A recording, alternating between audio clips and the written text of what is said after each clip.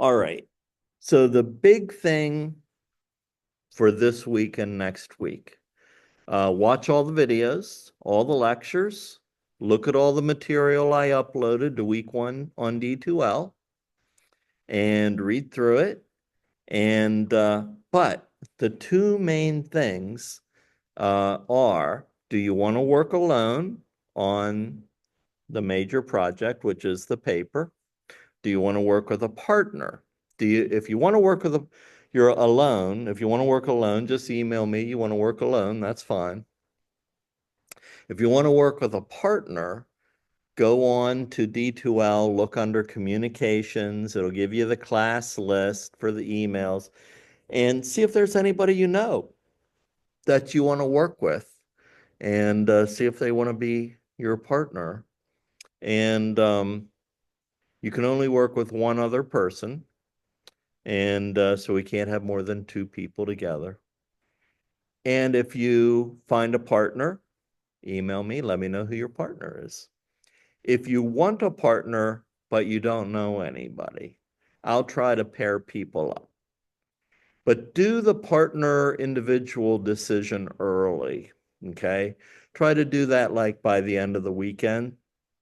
And the reason I say that is because for next week, I'd like to talk about topics that you're going to write about.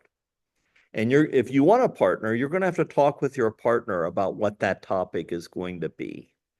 Okay. And so let's talk about that because the first consideration with topics is that I want the topic to be something that you'll be able to use when you become a counselor, you know? So that means, what kind of population do you want to work with? Do you want to work with a certain age group?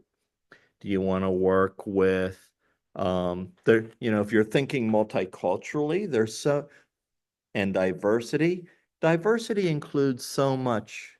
It includes age, it includes maybe where you're from in the world or in the country. Um, it includes disability and includes diagnosis.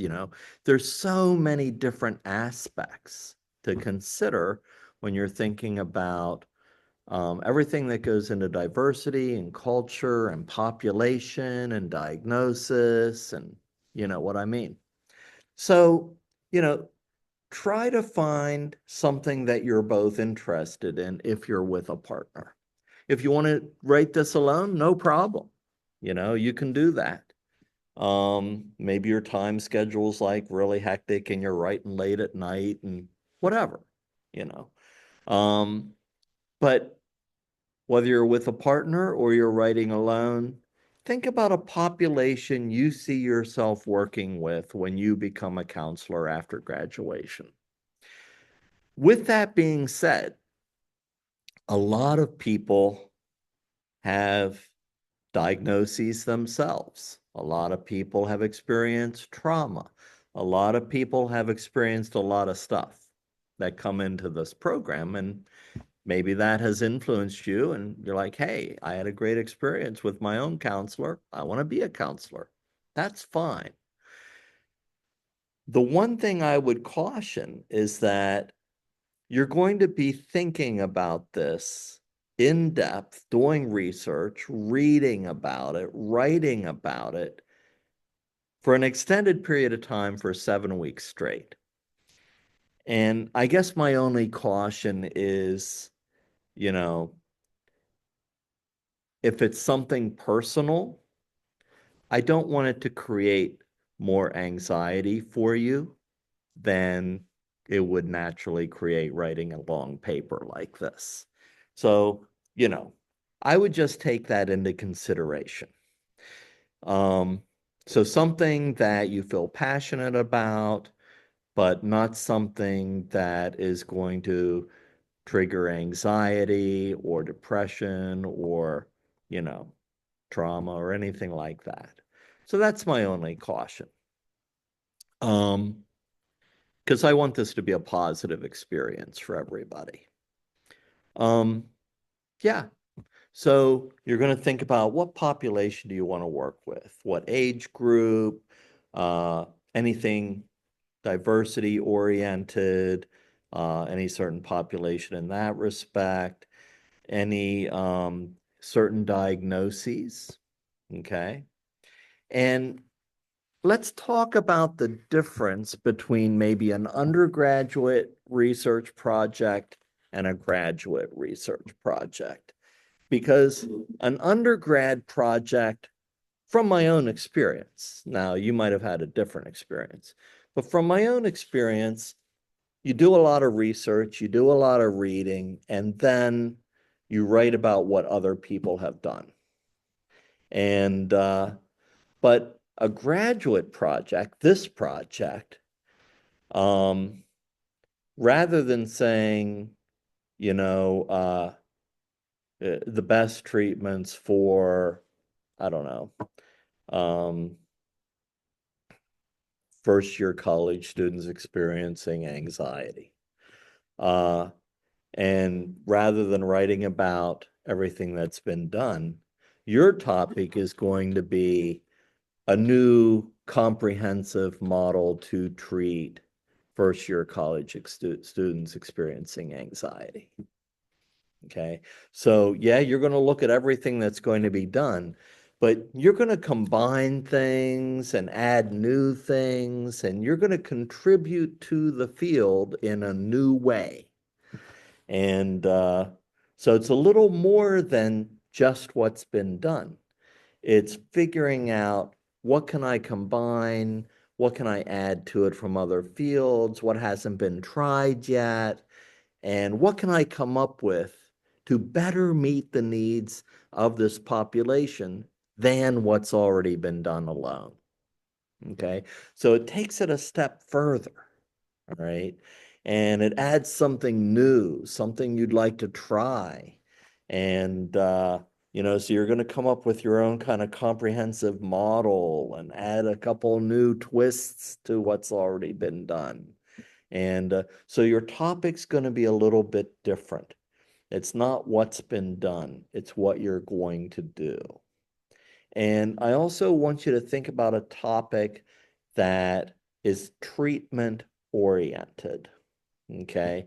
So it's not about a subject, it's about creating a treatment model, something that you could use as a future counselor when you treat people in that population with that diagnosis, whatever it is.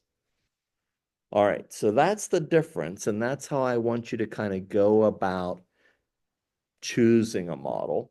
And I want you individually or you and a partner to come up with 2 or 3 ideas. And the reason for that is, you know, when you give me 2 or 3 ideas, I can tell you, well, one's been over researched and everybody's already done this. And, or maybe you're not going to find much at all on this. And you can still do it. I just want to warn you, you're not going to find very much and you're going to have to come up with a little more yourself. Or, um, you know, so I can help you to refine whatever topics you have and help you with that. Okay. And then what you're going to do is once you have a partner, you're going to email me. You want to work alone, you want to work with a partner, you know who your partner is, you need a partner, whatever, email me. I'll help you with that. But once you and your partner or you as an individual come up with 2 or 3 research topics, you're going to put it in a Word document and you're going to submit it to this Dropbox. And yeah. Now, if you have a partner, put both your names on it, you know, but you both have to submit it under both names, even though it's the same thing. Okay, you're gonna have both your names on it, but you're both gonna submit the same thing because in order for me to give you a grade in the Dropbox, there has to be something there to grade. So even though you both write the same thing, you're always both going to submit the same thing to the Dropbox so I can give you a grade. All right. Um, so that is the two next steps. Do you want to work alone? Do you want to work with a partner? Do you need a partner? Have you found a partner? That's the first thing. Second thing is either alone think about a topic or work with your partner to think about a topic. And all right. So questions about anything so far? I have a question about the inclusive access for the textbook. A previous class that I've been in has used this. I don't remember how I got to it. How do we access that inclusive access program to get the book downloaded? Well, I know you have to pay for that access. Yes. So, and I don't know how you pay for it. So, as far as I know, I just put my book in that. So it is available, but Okay. I don't know how you pay for it and access it. I'm sorry. Okay. That's fine. I'll contact the person you have listed. Has anybody else ever used inclusive access? Usually whenever a book is assigned, like even for my family class this summer, I've already gotten an email and it says it's available. So, but they know you're like subscribed to inclusive access?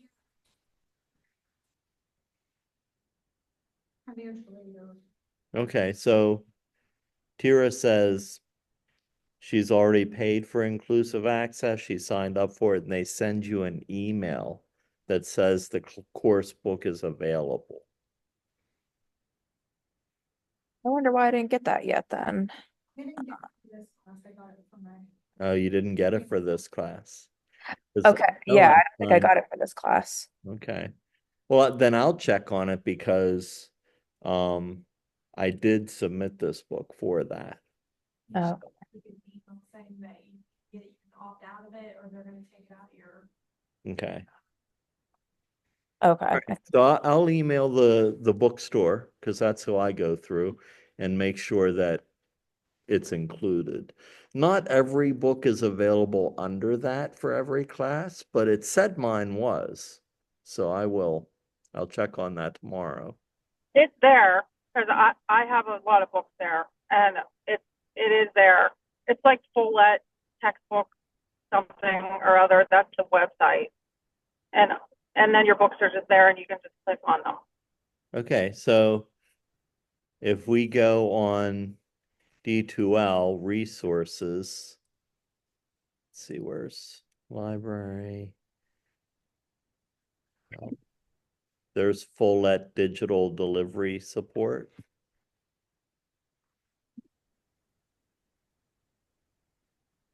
I'm not sure how to get it through there. I just went through the email that they sent me, and Uh, I just keep it up on my browser. okay, but they did send it to you for this class?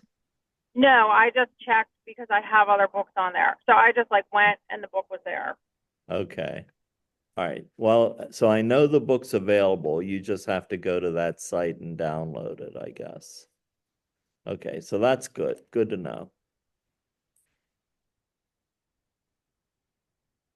So if you have another book that you've gotten through there, you could probably go to that website and this one would be listed, I'm guessing.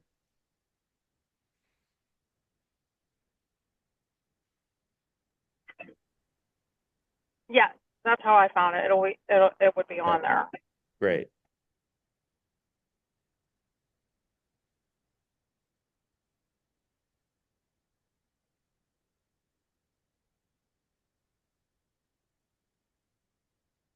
What else?